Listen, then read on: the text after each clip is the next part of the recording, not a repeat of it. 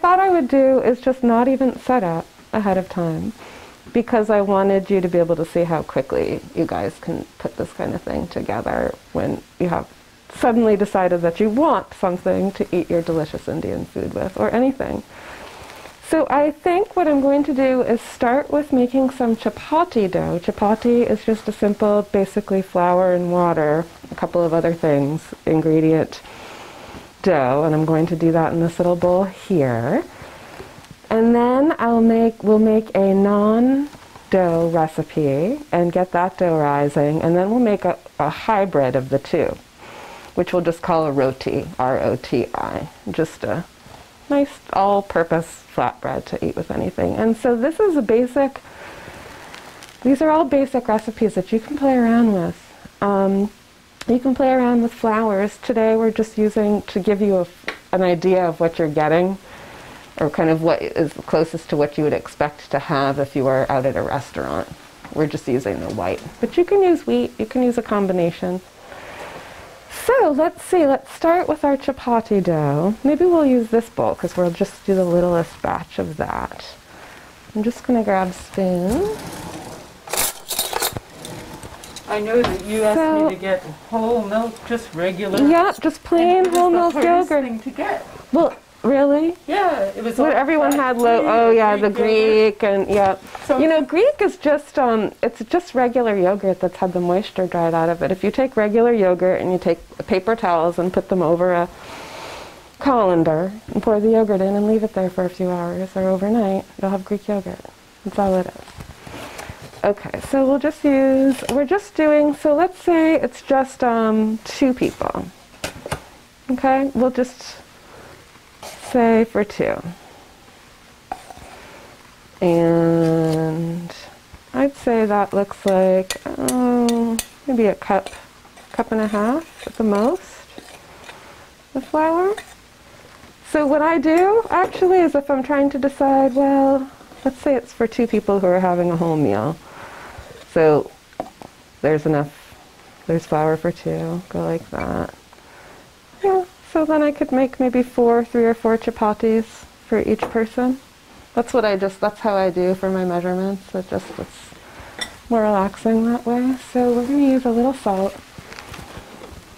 Just a little of whatever you have. This is just some regular kosher salt. A little bit of salt. And then this is just a little vegetable oil. You can use coconut oil, you could use peanut oil, you could use whatever. Just a little bit. I used maybe a tablespoon in that. So give it a little whirl. Kathleen, you're going to get into your hands into things in a moment. So I'm just going to add a little bit of water. Just a little bit. And then give it a stir to see if we're going to want any more. Kind of get a nice shagginess happening.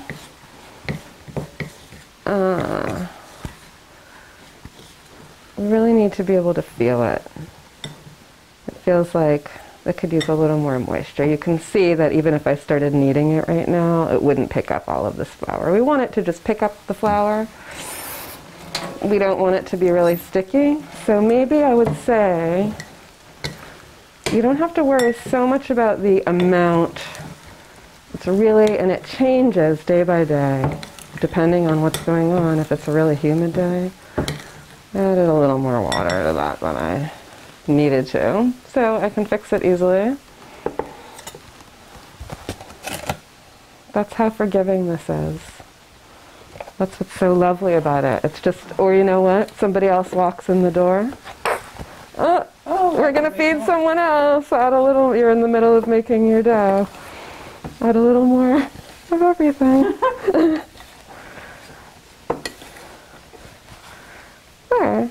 So that just kind of picks up as much of the flour as we've got in there. Why don't you just give it a little squish, Kathleen, so you can see what it feels Can I like. wash my Oh hands? yes, go ahead.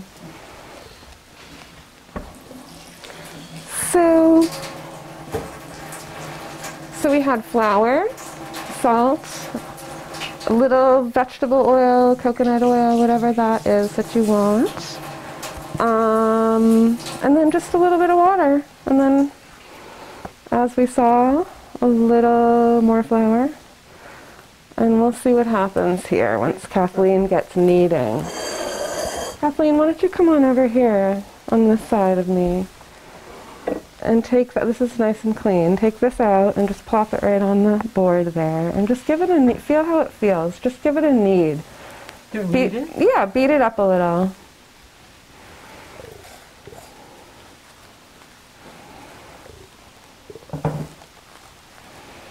So you want it to get a nice, the thing about it, yeah, so keep going. So you really don't want to be afraid to really, you might add, I'm going to reach over you.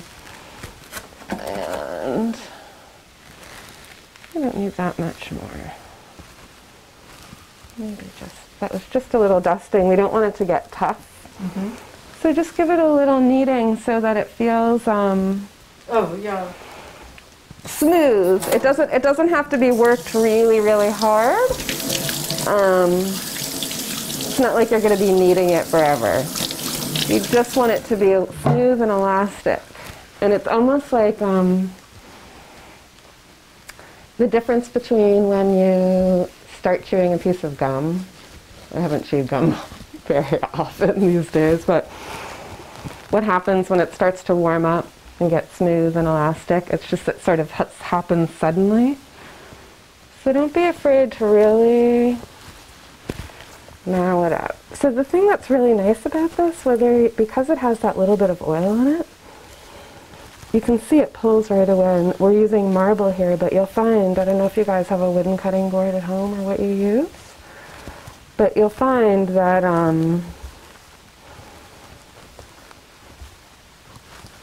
that it won't stick because it has that little bit of oil. So give it a little pinch or a punch. Just feel it. See what it feels like. Give it a little. I've heard people describe it feels like pinching a baby's earlobes. So you can just feel it's together, and so that's ready. I'm gonna cut that up into a few pieces, and we'll just we'll let it sit for a little while. Let it rest. Let's make that into 6. Perfect. We're going to let it rest while we make our other doughs, and then we'll come back to it and cook these guys off first. There's a little bit of a different method for cooking these than the others. The nice thing is there's no oil necessary in the skillet for cooking any of these. I like to just roll them into a little ball before I let them sit, and because they have that oil in them, even if you're on a wooden board, you don't have to worry about putting a lot of flour and having them stick. In fact, you really don't want to do that. They'll stay more supple and smooth this way. It's like playing with clay or Play-Doh. So, It's fun. So we'll just leave these. We'll take a nice clean towel and just let them rest for a little bit. They're just sitting there happily. All right, so dough 2. So now we're going to do the naan, and then we'll do a hybrid of the two. So for our naan, now let's say we were making for 2 again, okay? Normally, if I weren't on camera, I would just take this thing and pour it. Now, if you're making some more, do you just multiply the... Yes. So this is, so what I would do, so this is one of those ones that I think what we can do is, I'll give you a basic, we can do a basic recipe on this. Let's see, what does this look like? This looks to me like about a cup and a half again. Looks like about a cup and a half of flour, I would say. So let's say that looks good.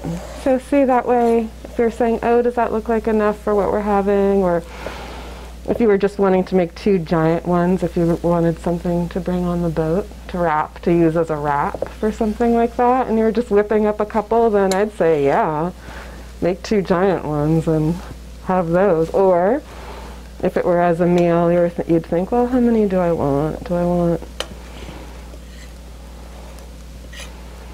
Are we each going to eat a couple and then we want a little left over tomorrow, or maybe we'll just eat them all? I don't know. You can decide whatever we do to rationalize how big or small we make things and how much of them we're going to eat. So I'd say that's about 1.5 cups. So what we're going to do now is just add a little salt. And we don't want to go crazy, but we want a little flavor. That was probably about 1.5 teaspoons or so. You could add less than that if you want to, and I know that you don't do a lot of salt. That's right, and so I was going to ask you, do you have to put that much salt in to make it? No, you don't have to. You can do, you can use your other special salt too. I mean, the low sodium. Mm-hmm. But the thing is, to make your baking powder activate, whether it's baking powder or baking soda, you're going to want some kind of salt a little bit, and you can decide. You can put less in. But it won't poof. It'll still poof, but you can put less in, and it's not as, you're not getting as much salt, and it's not as salty. And then you can also make the choice to doing the unsalted butter. Okay. And it's still going to be delicious. So that's where you can really vary things. You could have used all wheat for the chapati. You could have used you could use half wheat or 1/3 wheat for this, but it will be a different texture. You mean like whole wheat flour? Mm-hmm. Okay. For these, works really, really well. Mm-hmm. For the naan, it's delicious. It's just not going to be the same texture. That's all. Okay. And for the roti, it's same thing, just a little bit of a different texture. But again, you can play around with it. You can play around with it, and use maybe more than you might use wheat, and then another kind of flour. You might try some other things instead. I don't know. Like rice flour, or coconut flour, or any number of things. So the other thing is about this chapati, and we'll come back to that when we cook them up. We'll talk about what other things that you can do with these. But I'm telling you, have you guys had parathas before? The stuffed breads? Little stuffed flatbreads? No, but people have been talking about that. So you can use different, like a yummy potato mixture. If you have some leftover potato side dish that's delicious and you want to mash it up, you make these, and when you roll them out, you stuff it. Oh. And you roll them and fold them, or you can do sauteed onions or other things, and then fry them up. And you can fry them in butter if you want to, and make them really So all those flaky little tiny bits of leftovers that you end up with in your refrigerator, that's something a way of using them. Sure. Completely. So we put in some salt, about 1 teaspoon of salt, 1.5 cups of flour, and I'd say we're going to do about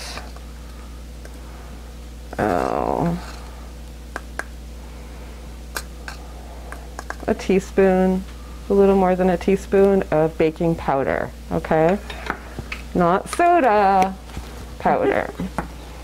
So we've got that blended. So we're not doing any oil in this. What we have is the flour, the salt, and baking powder. So now I'm going to add some yogurt, which is right over here.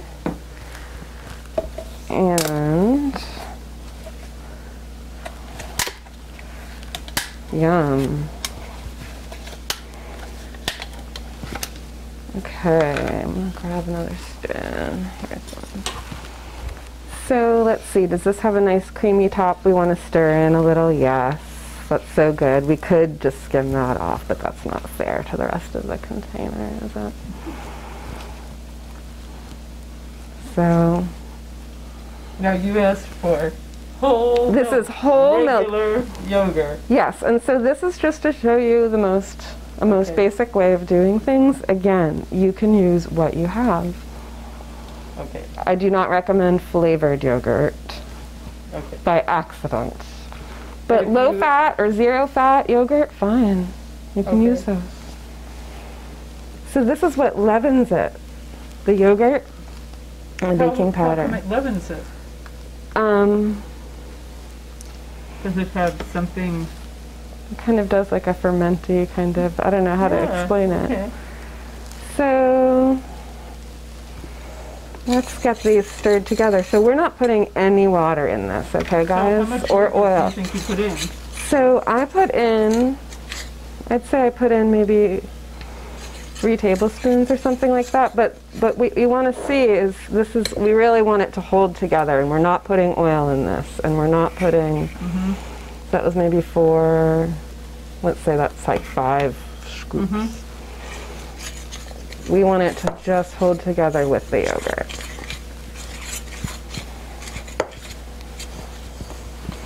Pretty soon it's going to be time to get my hands in, because I have to squish things and feel them to tell what's happening.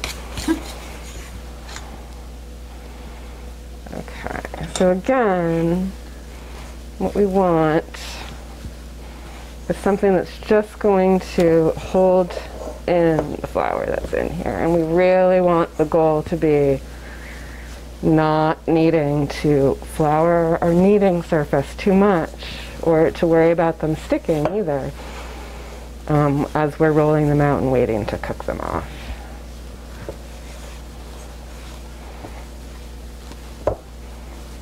This feels just right.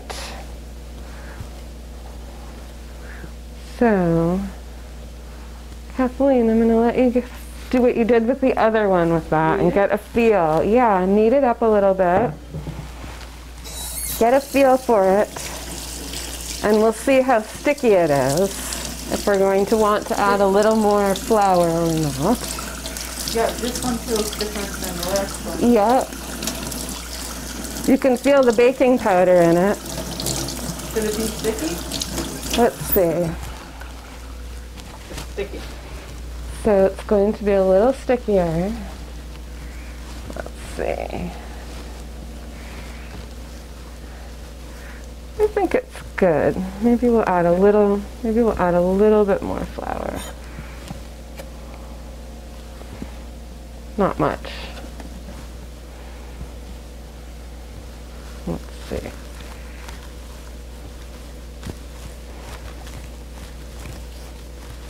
It will get a little stickier as it sits.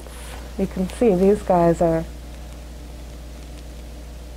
you can feel how pliant they're becoming. Yeah. Neat.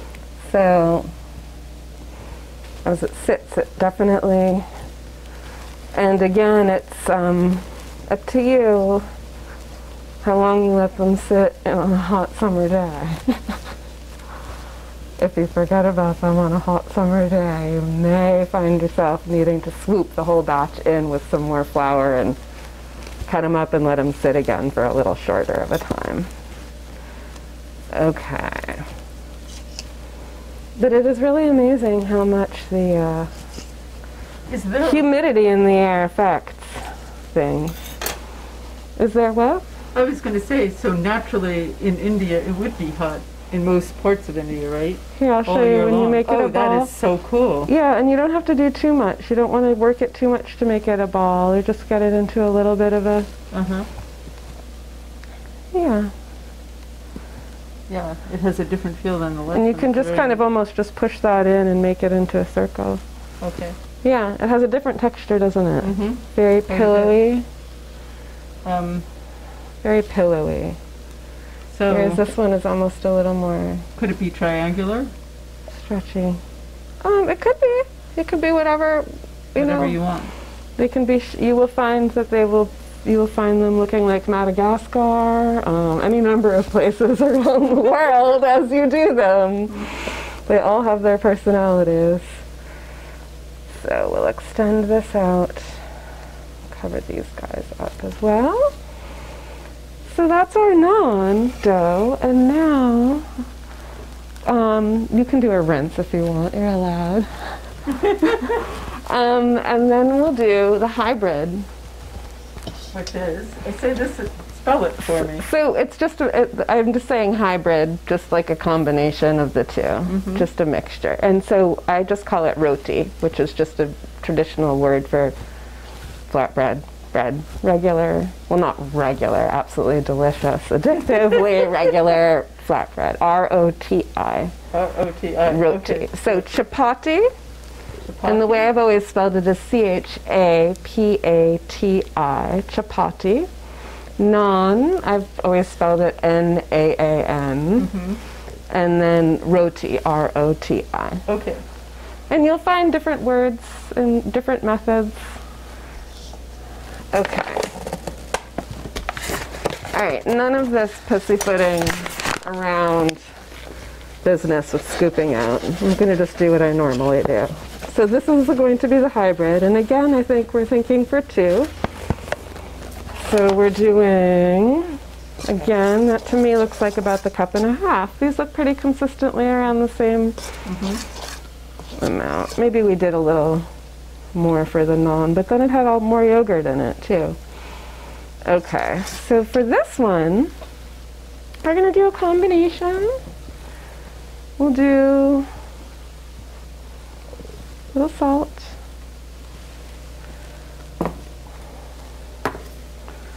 Little, I need another spoon again.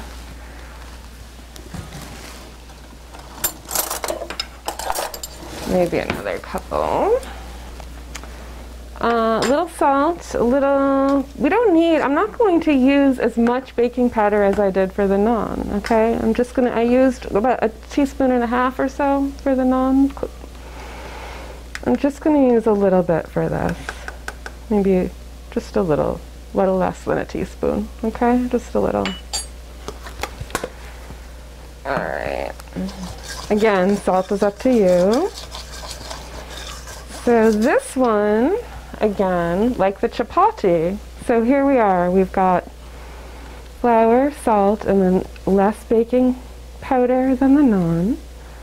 We are going to do a little oil like we did with the chapati, which makes it a nice supple mix, but we're not going to go put quite as much. I put a little bit less. Whereas I put in about 1 tablespoon into the chapati, I put about a couple teaspoons into this. Is this particular kind of oil? It's just a plain vegetable oil, and you can use, as I said, you can use coconut oil or canola or peanut or any, yeah, canola. Okay. Whatever you have. Yeah, so I'm just stirring it. Can you use olive? You know, a couple of reasons I don't use olive for stuff like this is it doesn't heat high as well, and it gets scorchy. Right. Because we'll have the heat up pretty high in that skillet. Okay. So that's just stirred in again, just a little granular looking. And listen, if you're using coconut oil and you're just scooping it out, and it's in its hardened state, you know how it gets really melty as soon as it gets warm. If it's still in a hardened state, you can, I mean, you could use bacon fat if you wanted to, and it would be really delicious if you were doing some sort of breakfast would sandwich. you use one of those things like you make pie dough with? You know, that I would just go like that. I would just do that if I were doing coconut oil or a harder oil, or even if you just said, you know what, I don't want to use oil right now, I want to use butter. You could do that. Just cut it up in little bits and just work it with your hands a little, just to distribute it through. All right, so we put a little bit of flour, salt, baking powder, vegetable oil, and now a little yogurt. And again, we're not going to do, like we did quite a bit more yogurt you saw with the naan. With this, we're just doing a little bit. Maybe I'll add one more. Maybe it comes to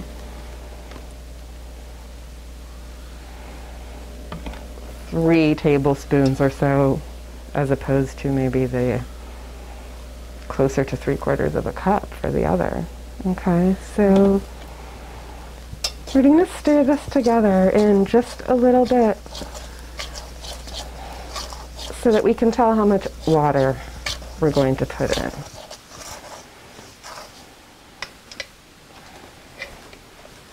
So now, just a little swirl.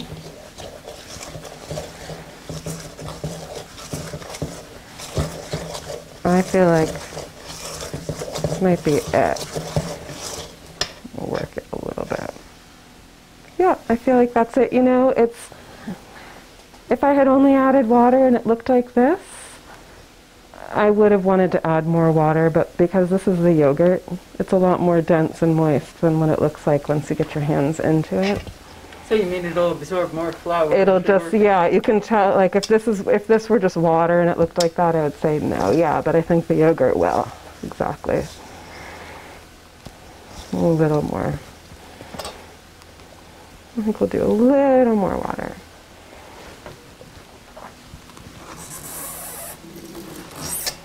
I bet the amount of fat makes a difference too. The fatter, the more absorbing.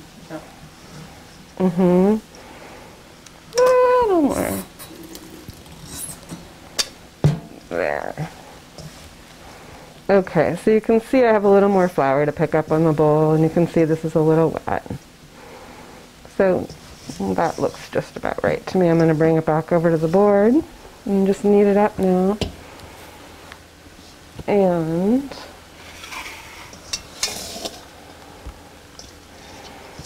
may as well just toss all this out on there. We'll use it all up.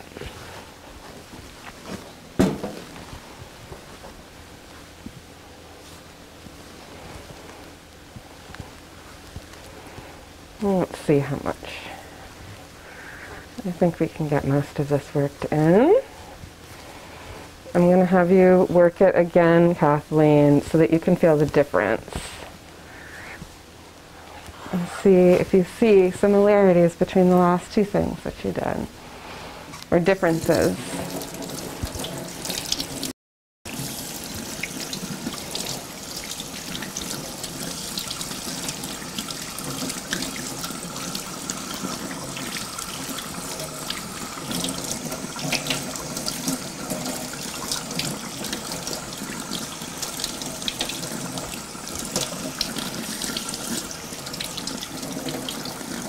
It might feel a tiny bit dry. Should it feel dry? Let's see.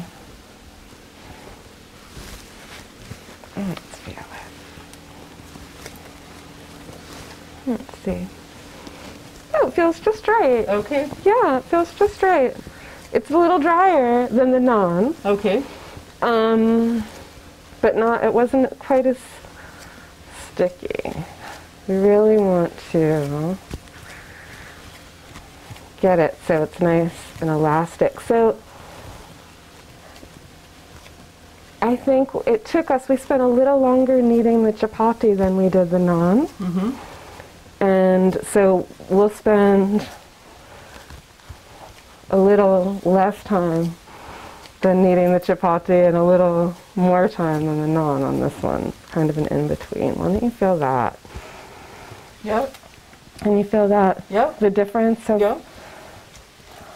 So now, just what you did made it feel different. yeah, it was just kneading it a little bit more. And I'd say, if you give it a little pinch, does it feel elastic and smooth? If you just give it a little, yeah, I could say it gives it a little bit more of a knead.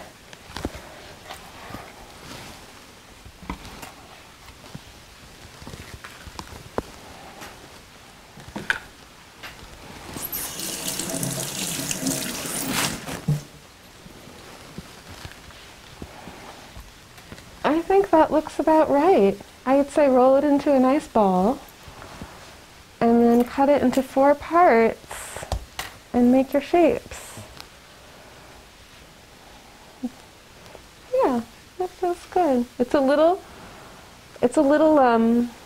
rougher than the chapati, but a little smoother than the naan. Okay. Yep.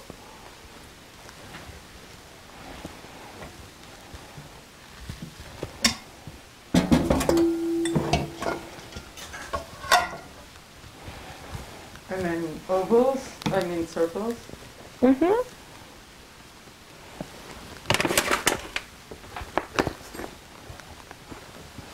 Well, actually, maybe we may need that again.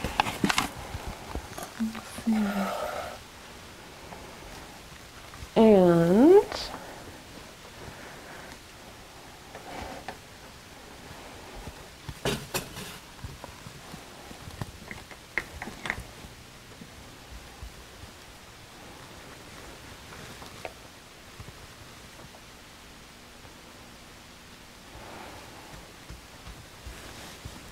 So while Kathleen is finishing that up, what I'm doing is going ahead and turning the oven on, the stove on. And I'm going to want this heated to a good medium high. And it's a little, if you have a gas stove, it may be a little easier to, I'm still getting used to this one, so it's funny, I'm going like this constantly to see if my flame is just right. I'm checking my flame. So we've got a good medium high, and we're going to let it get really nice and hot. And again, it's a seasoned pan, yep, and you don't have to use cast iron, but it's nice. You don't have to, but whatever works. So one of the special things that's different about cooking the chapati is going to be that we will use a little trick that my dad showed me about steaming the bread a little bit. So what will happen is we'll roll it out and we'll cook one side with the other side covered with just a little bit of a moist towel. We'll just use a little bit of a damp paper towel for this, but you can use like obviously a clean, kitchen cloth, but paper towels work really well, something like that. A little water, squished out mostly, and then that'll be laid over the chapati as the bottom side is cooking, and then removed, and then we'll flip the chapati over, and that steam will cause it, hopefully, to poof a little bit more. The others won't need that. They'll have that lovely leavening that's happening from the yogurt and the baking powder and salt action. So our chapatis are the first ones that will be ready to cook up. So we'll just let this heat up, and if you guys feel like you want to take a little break for a moment, then now would be a good time to do it. Alrighty, so let's see. We have 3 types of breads that we've done. We have our chapati, we have our naan, and then we have our lovely roti, which is sort of a combination of these two. And we will get some, we'll do an estimate, an approximation of the ingredients that we used for these at another time. We can jot those out and include them somehow in this. All right, so we're going to just cook these eyes off first. So I'll just show you. I think I'll use, this is my little rolling station over here, and then we'll be popping them into the pan. So maybe if Ned comes over on this side, and then Kathleen over here, maybe however you want it, maybe right here, and we'll just be working in this little area here. So I have a skillet going at a medium high. We'll see what that feels like once we get something on it. And for the chapati, what we want to do that's different from cooking the naan and the roti is that we're going to use a little bit of a steamed towel.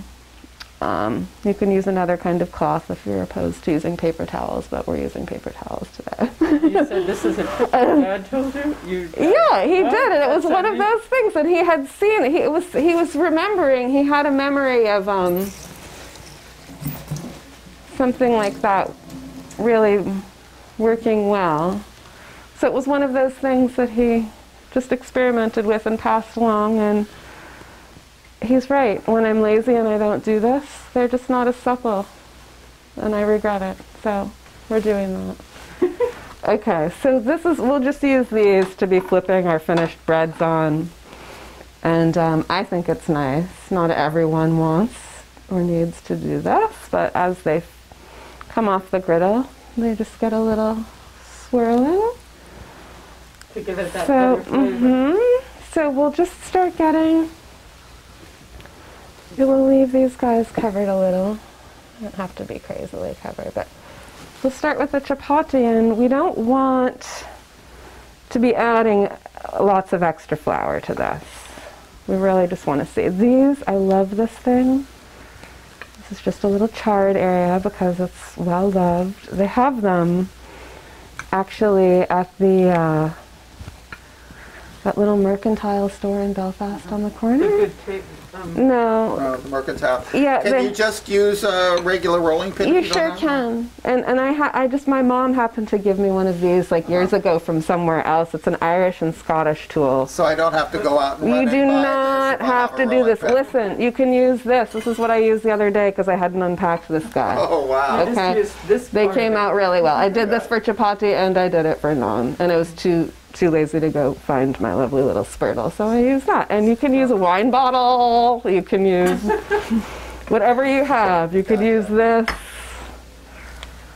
It really doesn't matter. So as long as it's round and rolled. And it doesn't, I mean, round is fine. It doesn't have to be entirely round. So what I'm going to do is I'm going to grab another one over here, Ned. And I'm going to get a couple of them rolled up so that I can just get a production line happening when I do that.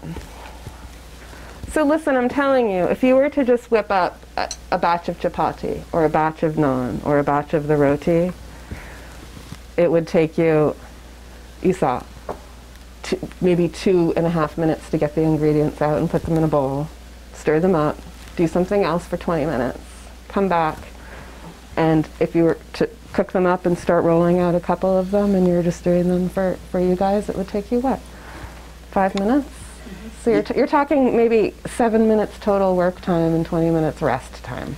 Your experience has you easily making it nice and smooth and thin. They're very thin. They are. They're and they're not even as thin as what I've seen them now. So as thin as you can do it, huh? Can you see through that now? A little bit. Yeah. If we hold it up to any sort of light. Yeah, So they're thin. But look how strong it is. And you know what it is that made it that way? It was adding that little bit of oil. I'm telling you, if we just use the flour and water, there are cooks who can do this, and I've seen do this, but I don't have that finesse. I like to use that little bit of oil. So I think I'm going to go ahead and throw the first one on and then get myself into a little system. That's a good spot to be, I think. That's a good idea. So we're going to do that. And this, remember, was our lightly, see, I couldn't squish water out of it if I tried, but it's damp. So we're just going to cover that for a moment and let it cook up a little while I roll out another one. So I love, in my travels, having had opportunities to watch people do these in their kitchens, in India, in Pakistan, in the Middle East, and people just are so thrilled at my love for watching because everyone just takes this kind of thing for granted. They have them at every meal. Oh, chapati, it's like having salt and pepper on the table. And to me, just the fascination of it. Do you see a little bit of poofing action that we're getting? That's the result of this guy. If you're doing a whole bunch, you may just want to, you know, freshen it up, put a little more liquid on there if you need to. We're going to let it, again, it's the hands. I have to use the hands. We're going to go a little bit more. We want to look for a little more brown poof on that. So I'm just going to finish rolling this guy out. So you said you used to have a restaurant, huh? I did, in Portland, Maine. Let's see, I started that when I was 28. I had it for 5 years. And I loved it. I loved every second of it. I needed more time to do other things. I imagine owning a restaurant is kind of all-consuming, huh? Well, it was, but it was in a way that it was just the way that it was woven into my life and the lives of the people that were part of it really made it a lovely thing. It actually worked out that everybody who worked there, my then husband was one of the people, and then other people were friends who were doing other things. The one friend who actually lives in Belfast, who is all these years later, who was a healer, was in school finishing her work with that. Another friend is a teacher, a potter, other musicians and artists, and so it was a really wonderful way for each of these people to be able to do their own thing, but they cared about the restaurant as if it were their own, which is, I could never have bought that kind of help. Never. So it was beautiful, and it had a daily changing menu. But you did mention that these breads were were almost like a side business for you. Well, they really were, and it was I had wanted them to be sort of 50-50, half making the bread and half the restaurant, where I realized, as I said, that, if I were to do it again, I would get the bread all set up and then do the other stuff. And I think that I would possibly subcontract it out.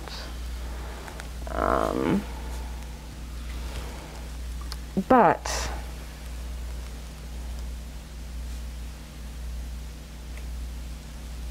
you know, it's a funny thing, it was really, so that was a while ago. Yeah. You do the math, you subtract 28 from 51.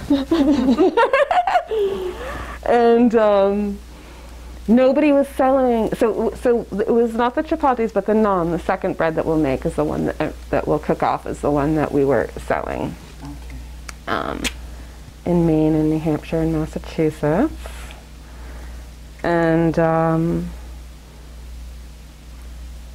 people thought it was insane, and now it's amazing to go in Hannaford and see naan, you know, but it's not your naan. It is not your naan. So I just really wanted to, you saw that I was impatient in flipping this a couple times. I just was kind of, what I'm doing is I'm getting used to the stove and the skillet and the heat, and I haven't used this particular skillet, so I'm seeing, I didn't want them to be all crispy and frizzled and overdone. So this is what I'm showing you get to see, is that it's pretty unforgiving. Look, it just is gonna, do you see it's even still poofing? It's getting that moisture that you're seeing at the edges there. You're turning it up? I turned it up a little bit, and sometimes if I'm feeling like an area is kind of lighter, I want it cooked a little bit more, I might just touch it down. Sometimes I'll just run this over. And it's dry, your skillet is dry? Yeah, that's one of the things that's really nice, so that you don't have to deal with added oils. Added oils and crazy splattering. So if you were having an Indian dinner and you've got a lot of stuff going on, how far ahead of you could you make this and have it still be delicious at the dinner? You could make it, well, what are you thinking? Are you thinking of stuff that you'd want to do the day before? Could it be done the day before? Or should it be done that day to No, you could do it, you could certainly do it before, and what I would recommend is that you let things cool completely. What you do is not, what we're doing is we're just having fun letting each thing be a stack. What you would want to do for that purpose is to use cookie racks or, you know, whatever you're going to put things. Take things out and spread them out on the counter and let them all cool. So not have them piled on top of each other. So. Yeah, you can go ahead and butter them. Like you can go ahead and butter them just like we did. Yeah. Like in their stack as you're cooking them. Then take them and spread them out. Let them cool entirely, and then wrap them up nicely. Either put them, wrap them up in some foil, or really seal them tightly. Yeah. And then you can just throw them in the nice hot oven. Or you can, you keep them, you don't put them in the fridge, don't worry about that. Put them in a nice hot oven, or do this, heat up a skillet and just have one person like heating them up, and then wrap them in foil and stuff them in the oven until you're ready to use them later on. Well, or take the whole foil packed thing and stick that in the oven. It's it'll still work, but you want to get the heat again. Okay. Yeah. Okay. So since we're having to do this in a pandemic and we're having things to go, we may encourage the people who are taking it to pop it in the oven before. Oh yeah, wrap their breads in foil. Wrap each person's bread in a separate thing and just tell them to stick it in the oven for a little while. For like 5 minutes at 350 or something like that? Yeah, to a nice hot oven, or to just stick it in a dry skillet while they're heating up their other food. Yeah. But not to put it in the microwave because it'll get hard. Okay. So these guys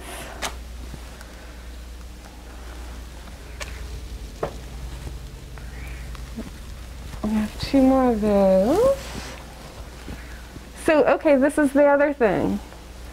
When I have a system going, like, and I'm just really working and I'm not talking and cooking, Yeah. then I will have 4 burners going with 4 different skillets, and I might have somebody else rolling them, and we're just doing this. Oh, so it's almost works best as a 2-person job? It can be a 2-person job, and have 2 skillets, and just do it twice as quick. If you're doing it for a big party, that's what I'm thinking, if you want to just make it quick. Yes. And say, listen, Kathleen, let's just do our bread tonight. Want to? Okay, but you're the one who has to put them away when they're cooled. We can't forget. Right. So we're probably only going to make one thing for the party. You're showing us 3. yeah. Which one should we make? So let's see. Well, what? I would say go for the naan. Like, if you really just go for the naan. Go for the naan if you want to. But you know what? What?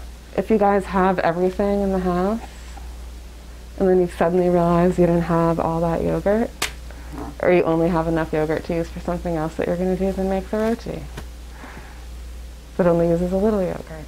Oh, But well, I love making yogurt, so that's not an issue. Oh, then go for it and do the naan, man. We're very happy with these little poofs. So we get a few nice little brown freckles on stuff. So this is a supple thing. We want, you can see how these are, and the ones that have cooked already, they're really nice and supple. There's no crackiness going on. It slightly reminds me of making pita bread. Mm-hmm. Yes.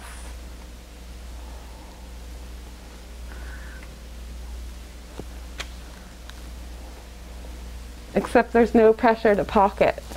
Right. But I love pita.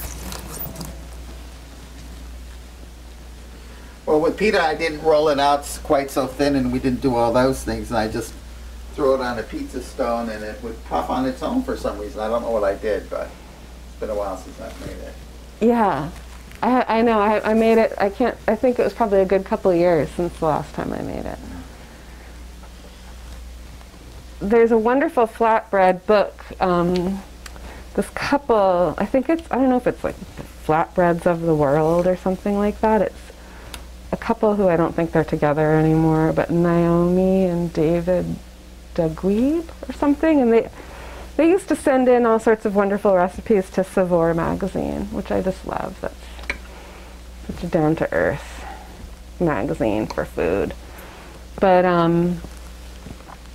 they do a lot of different flatbread recipes, and there's another book that I just got for over the holidays, and I've been saving it as a treat to look through, but it's called Bibi's Kitchen, and it has all sorts of wonderful things like injera, the different Ethiopian teff-based flatbread that's really used as a dish, like as a plate.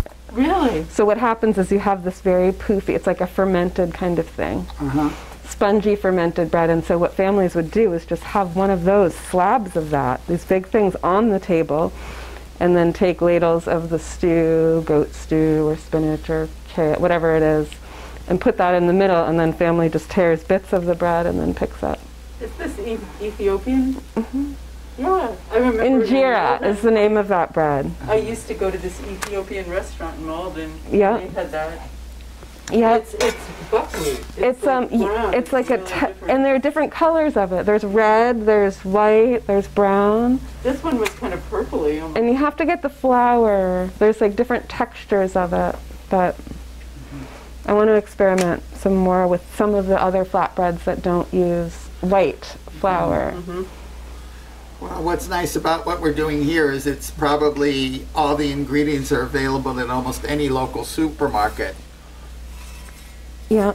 Well, my parents would joke about when my father first came to this country, that you couldn't just go get yogurt at the store. Right. Like they would make it. Everybody, and all of those people that we grew up with, everybody would make all of that stuff. But then he'd get really dramatic and say, maybe. It was hard to find an onion, but some of those things were really it was hard to find, like normal things. Onions, lemon, limes. for things like that, but the yogurt was really one of them. Yeah, well, times have changed, that's for sure. You can get star fruit at Hannaford. Yeah.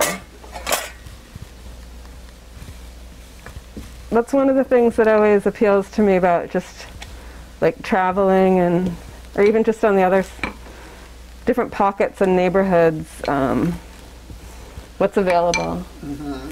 Well, you know, my sister, since we're getting ready for this Indian meal, she sent me black mustard seeds. Because you can't get those at the co-op or at Hannaford either. Oh yeah, and the onion seeds. And curry leaves. Yep. Fresh They curry grow leaves. curry leaves. Yeah, oh. Lucky.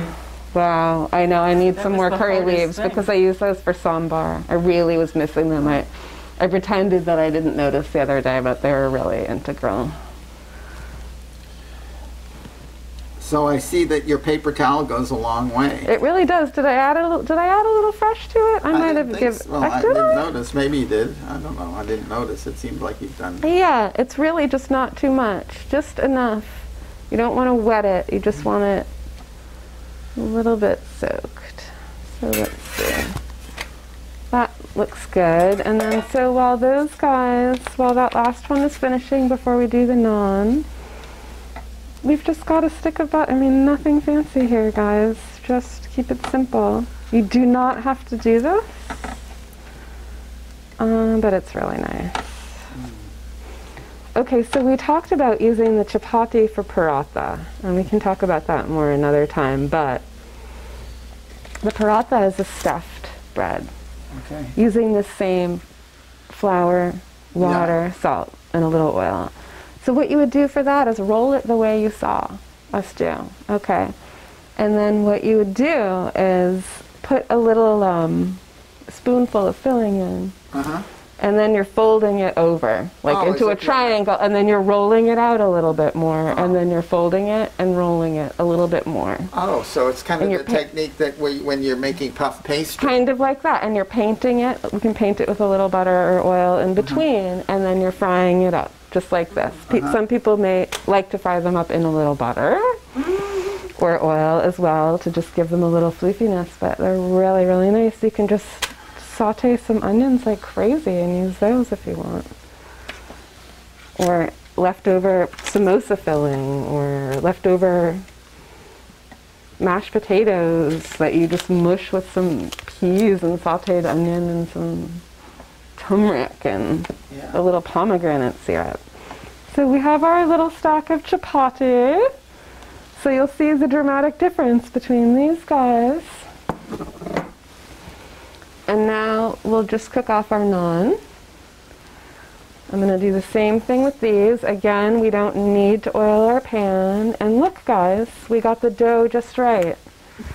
So we don't need any extra flour. And I'm telling you, even if you are using a wooden board, this is not sticking just because it's the marble board.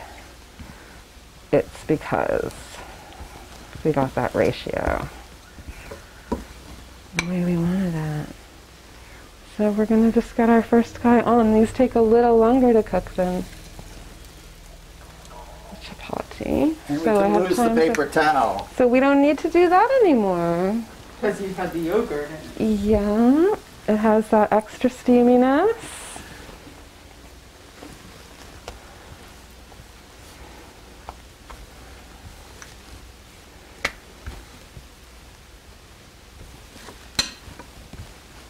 How many seats were in your restaurant? How many of these, when you were busy making these, would you be making? Oh my God, we would make them in we had the non-making time was in the morning. It started at 3.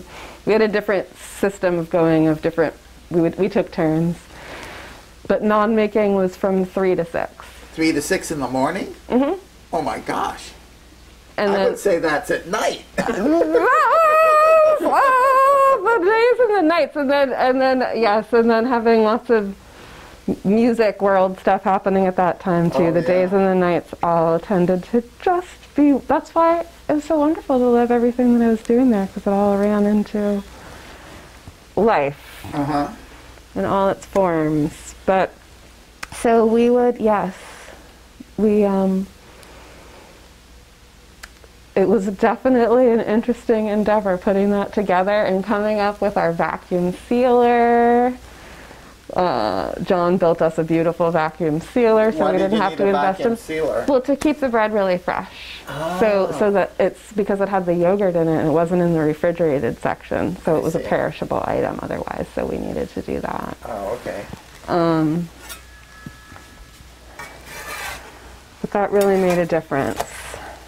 But I'd say, like, if you were making these at home and you just were going to keep them around in the house, a few days, like 3-4 days. Okay. But more than that, no. But you know what is a really fun thing to get a hold of if you want someone to send you a care package from like an Indian market? Yeah. Ask for a nice tiffin. Do you know the stainless steel containers and dishes that you see around sometimes these days? Like, I think they have them at the green store. They have a Okay. few, but you could get them at an Indian grocery store. Well, they have them in all different shapes and sizes. And people, you see, if you're traveling, you see people getting their lunches delivered to them by their family members or restaurants. And they'll have it's like the a tin storage yes, and container. they're all stacked up on bikes, Oh, and yeah, you I see know that. what you're talking about. So they have these wonderful ones that are just for this kind of thing. So you're just sticking them in there, and they keep really nicely in there. Nice. So if you have them in a really airtight thing, a few days, but you don't want to. You want to make sure that you're. So could I put them in a Ziploc plastic bags? Yes. That would be sort of airtight. But if you're doing it, yes, that would As definitely. opposed to, let's say, aluminum foil, which wouldn't be as airtight. Yeah. But then if you just wanted to be able to reheat them and have them keep their moisture in and remove that one extra step of having to babysit them later, Gotcha. that's why you might want them They in just the throw fridge. them in the oven with Yes, the aluminum foil around. exactly. So that's like if you're talking about a. Yeah, well, for our Making party, less. it's going to be quick, and we'll put them in aluminum foil. Yeah, that's what I'm thinking. See, those options are important. Add aluminum foil to our shopping list. So there's one. Yeah. So now, what I've told you, what I've had done the difference between cooking these in the old way that I used to, and I still do on occasion, is I'll cook one side on the skillet just as you see, and then what I would also have happening is the broiler on high, with a nice big heavy tray in there, with nothing on it, really hot, and I would have my system going. With a couple people is really helpful, or just one person, but I have a couple pans going at the same time for that. So that I would have 2 pans going, I would slide them onto the tray, stick them under the broiler. That would do the top of them. Stick them under the broiler, yes. Okay. Stick the next 2 on there, Okay. and be immediately ready to pull the guys out from under the broiler, and I see. what will happen, the poofing action is different if you do that, and you see I don't know what your oven broiler situation is, but sometime for fun, try it. It's Okay. a different result. And so what will happen with that is this will just lift right up to the point where you really have to just be mindful of how what distance there is between the flame and the bottom of your broiler. Because We can try that. that's a fun way of doing it. And you'll have that, if you're somebody who likes to make pita, and you enjoy that poofing, then I really think you would have fun doing it that way. Yeah. So that much more closely mimics the clay oven effect. The grilly, fiery, having the fire action. Someday Belfast will have a communal clay oven. I believe that will happen. Over by the middle school. There is one. There's a pizza oven at the middle school. That's not clay, but it looks... Is there? Yeah, I think so. I haven't heard. It might be worth experimenting. You can use it. So let's see. So we've only got one more of these guys, and then we're on to our roti. Is a clay oven and a pizza oven the same sort of thing? A clay oven is, I don't know how that would It sort of has a dome like. It's like, yeah, it's like a round thing, and Yeah. it's like people put the slabs on. I'm just going to check this. Okay. It's like it's this thing, and you throw it. They have special tools, but they're different kinds. There's more like you'll see that in some of the food magazines. You might see like an industrial version of that, but what you see people doing, if they're making it in the traditional way, it's like this domed thing, and there's like a hole on the side of it, like a hive. Oh yeah. And then the pieces are getting taken, and they're getting thrown, so they slap up on the sides of the wall. Oh, okay. And then they're removed, obviously with some special tongs, taken out and removed. So they cook just against the wall. Wow. So there's a fire going on the inside, and they're cooking on the outside. So they're getting the grilled from the bottom of against the wall, and then the fire. So that's what that kind of combination mimics when if you do that method. All right, so these last two.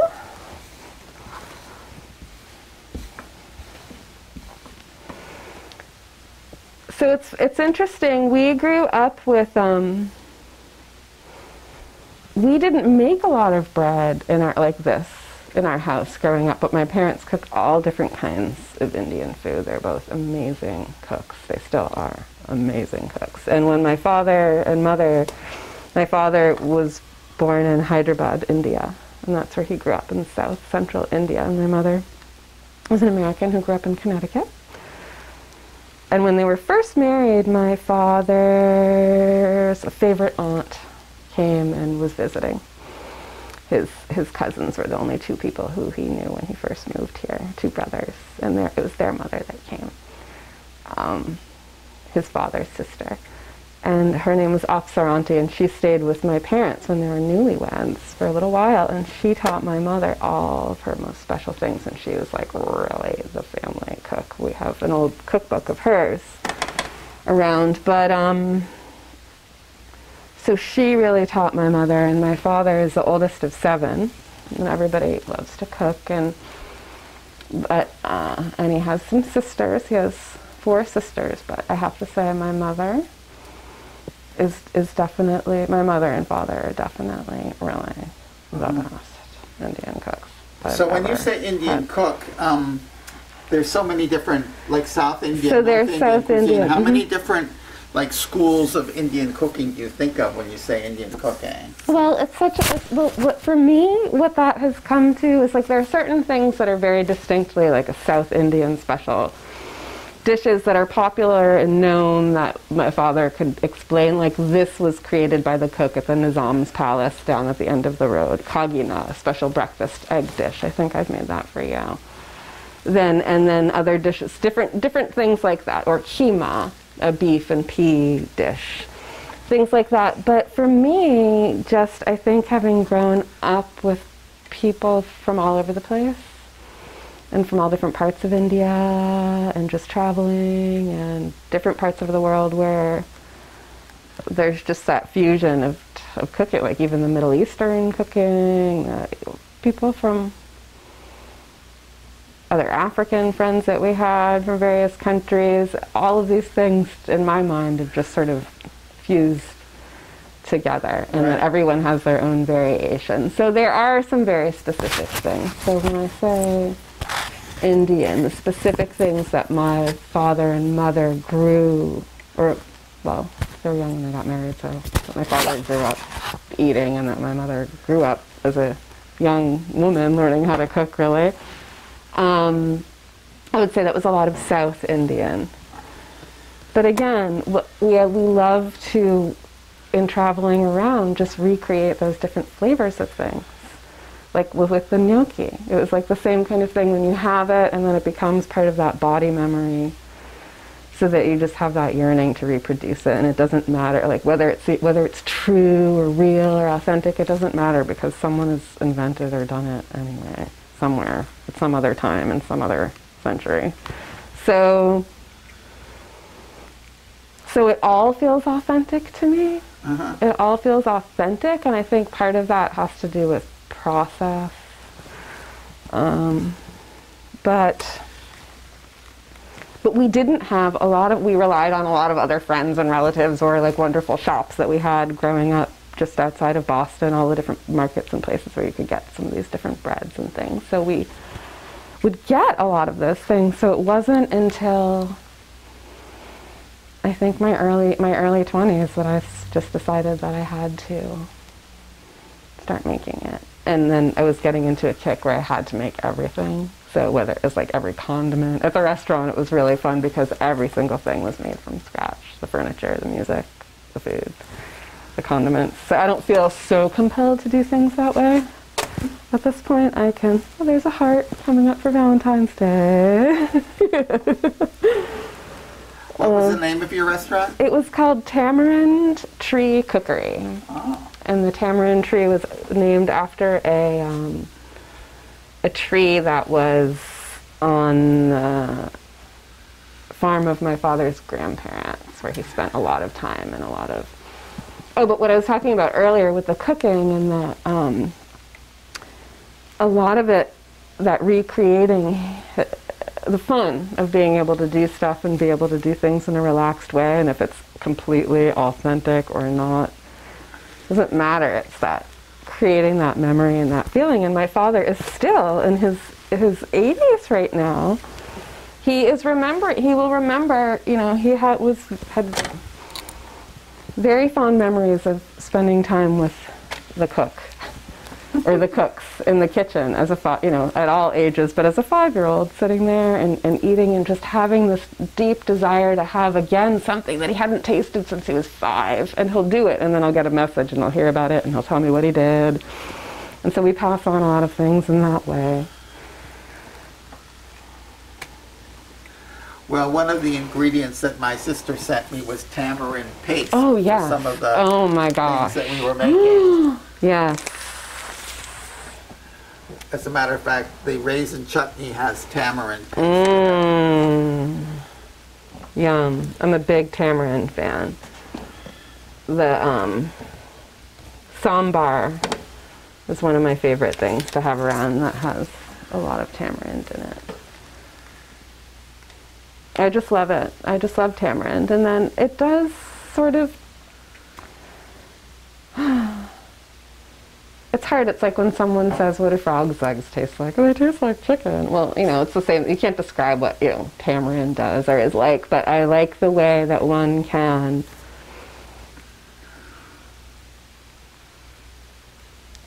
make adjustments where necessary depending on what you have. If you have limes, you have some limes around, but you don't have tamarind, or you have pomegranate syrup, or dried pomegranate seeds or powder.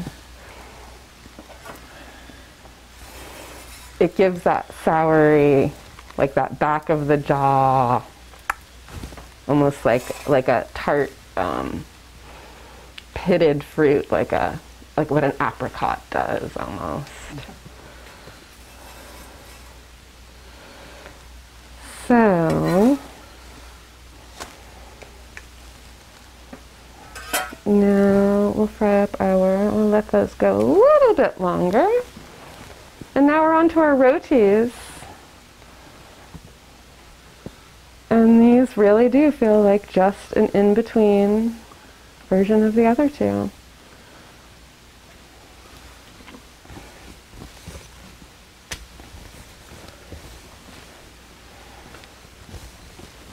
You guys can have the fun of seeing the different tests.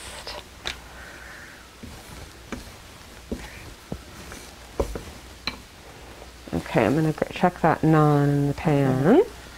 So, when at your restaurant, would these come out like people would serve bread in a French restaurant? You get a baguette, you know, or was this a special order when you a particular meal? My restaurant had a daily changing menu, so it was whatever I felt like cooking that day. Gotcha. So if it were a meal that seemed like it would be extra great with these, then it would be something like this. Although I did do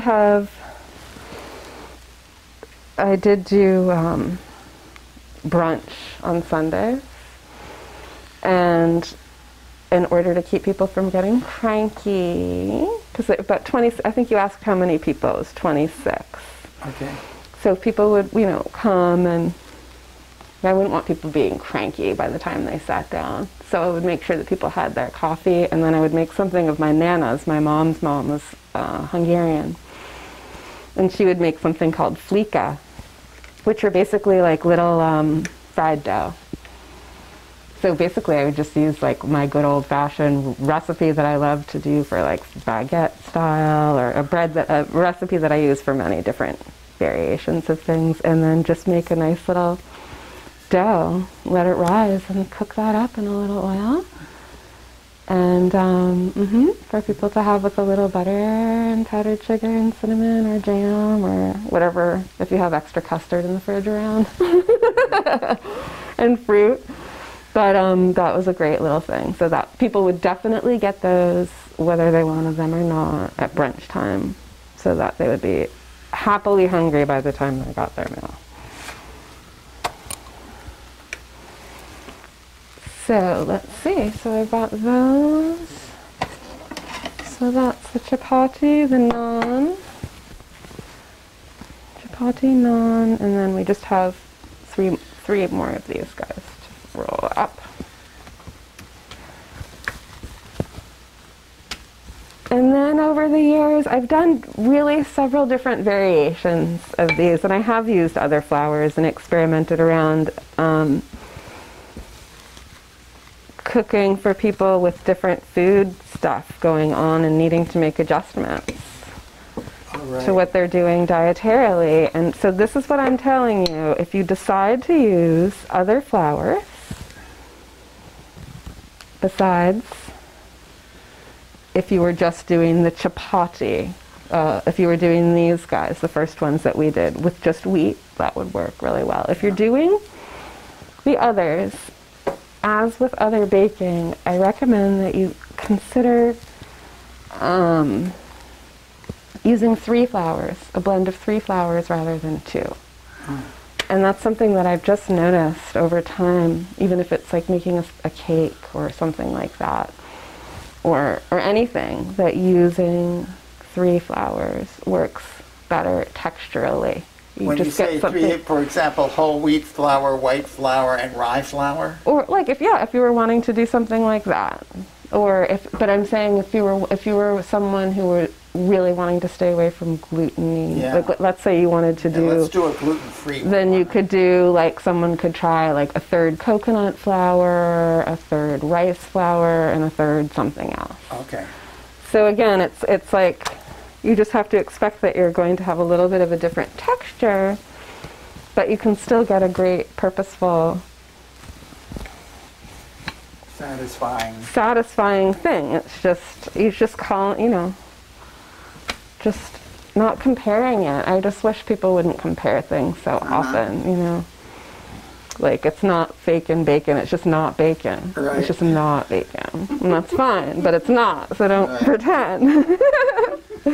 And then we're set to enjoy something rather than noticing the lack, than noticing what something is. And that's a little qualm that I have with Well, I made a big point of that with Kathleen last week when I made I used oat milk instead of regular milk to make this sort of ice product. I said it's not ice milk, it's not ice cream. Think of it as a unique thing, and if you think of it unique and not trying to be a dairy-free ice cream, then you're not using it through that filter like it should taste like this. Right. Let's have it taste like this. Exactly. Very good. Exactly. Very delicious. So then, was it delicious? Mm-hmm. Yeah, it tasted pretty good. Because you bore that in mind.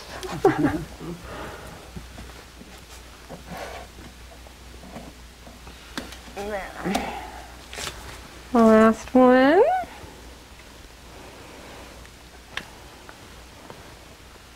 So again, I know we've been hanging out and chattering and visiting and taking a little while to do this. Keep in mind that you could whip up a batch of any one of these things, just focusing on doing what you're doing in,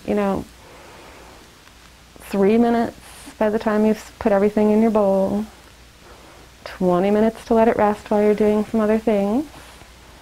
And if you were to just focus and cook them up one at a time, and you could even have this up high, a little bit higher. You just have to get a feel for what your own cooking situation setup is home. It's really like the temperature and the heat. I often will cook, we'll cook these things up faster at a higher temperature, but I really just hadn't wanted to need to turn on the fan while we were trying to talk to each other. Right. So that's why I had it down a little bit lower. Well, it worked great. So we're done, huh?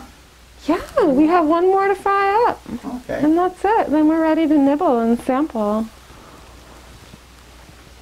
So yeah, in the same time I was telling Kathleen that with the gnocchi that we'll make, it takes less time to do that, to whip up a batch of that and cook it up than it does to boil and cook pasta. So you can see why I have been making them literally every week since. Now, Kathleen and I have some knitting friends, a mother and daughter, Pat and Abby, who were hosting a gathering, oops, I have one more, at their house a few years ago. And they had made a batch of this wonderful gnocchi. And they had prepared it in 2 different ways.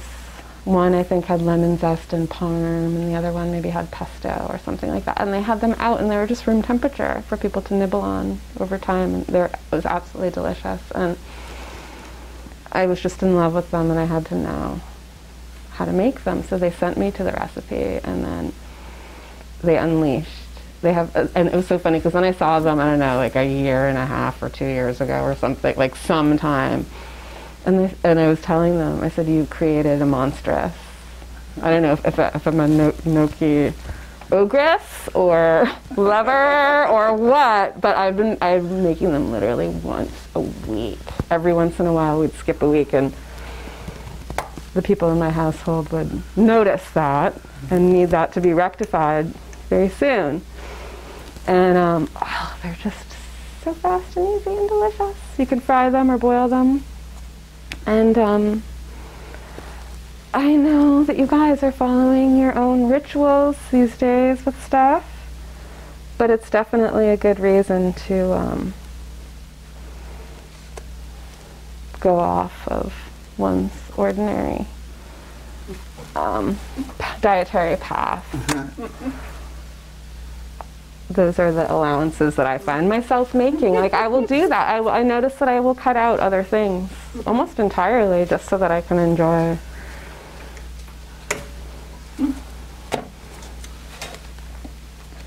Did I butter those guys? I think I did. Did I butter that one?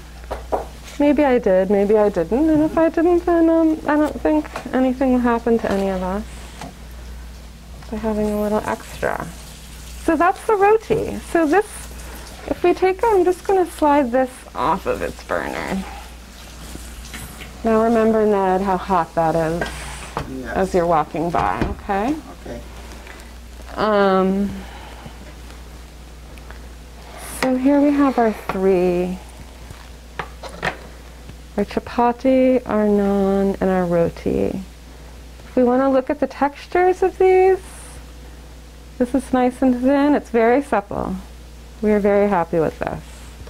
This is a little floofier, and will be even floofier if you decide to do it under the half on the skillet, half on the broiler. You can make it floofier by adding a little more baking powder. Okay, it won't hurt that to add a little more baking powder to that. And again, we'll jot down the amounts. And you can make it as pillowy so that it's almost like twice as pillowy as that. It's up to you. And then the roti is lovely. It's supple. It's a little thinner. I don't know if you can see them all together. Chapati, naan, and this. And it's not just because of the way I rolled them. It's the texture of their ingredients combined. All right. So that's it. Thank you. We're going to sample.